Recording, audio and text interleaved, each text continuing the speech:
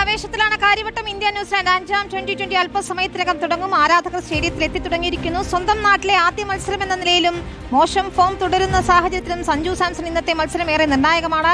പരമ്പര നേരത്തെ സ്വന്തമാക്കിയെങ്കിലും വിശാഖപട്ടണത്തെ തോൽവിക്ക് കാര്യവട്ടത്ത് പകരം ചോദിക്കാമെന്നാണ് ഇന്ത്യയുടെ കണക്കുകൂട്ടൽ. ജയേഷ് പൂക്കുട്ടൂരാണ് ചേരുന്നത്. ജയേഷ്, വലിയ ആവേശമാണ് നമ്മൾ കാര്യവട്ടത്ത് കാണുന്നത്. സഞ്ജുവിനായി ആരാധകർ ഒരുപോലെ ആർപ്പ് വിളിക്കുന്നതും കേൾക്കാം.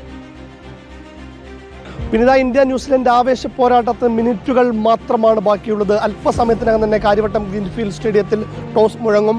അതിൽ ടീമിൽ ഏതെല്ലാം മാറ്റങ്ങളാണ് ഉണ്ടാവുക എന്നുള്ളത് അപ്പോൾ തന്നെ വ്യക്തമാകും. എന്തായാലും സ്റ്റേഡിയം ഏറെക്കുറെ നിറഞ്ഞു കഴിഞ്ഞു. 90% കാണികൾ ഇപ്പോൾ തന്നെ സ്റ്റേഡിയത്തിനകത്തേക്ക് പ്രവേശിച്ചു കഴിഞ്ഞു. ടിക്കറ്റുകളെല്ലാം തന്നെ വളരെ നേരത്തെ തന്നെ ഫുള്ളായി വിറ്റുപോയിരുന്നു. അതുകൊണ്ട് തന്നെ ഒരു ആവേശ പോരാട്ടത്തിൽ ഒരു നീലക്കടൽ തന്നെയാണ് കാര്യവട്ടത്ത് കാത്തിരിക്കുന്നത്.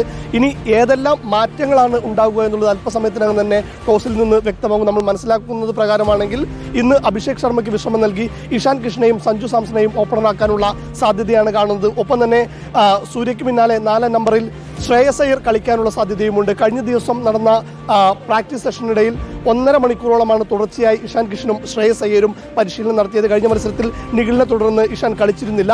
എന്ത് തന്നെയായാലും അത്തരം മാറ്റങ്ങൾക്ക് സാധ്യതയുണ്ടെന്നുള്ളതാണ് മനസ്സിലാക്കുന്നത്. ലോകകപ്പിന് തൊട്ട് മുൻപുള്ള മത്സരം എന്നുള്ള നിലയ്ക്ക് ഇരു ടീമുകളും ഈ ഒരു മത്സരത്തിലെ വിജയം വലിയ പ്രതീക്ഷ നൽകുന്നത് തന്നെയാണ്.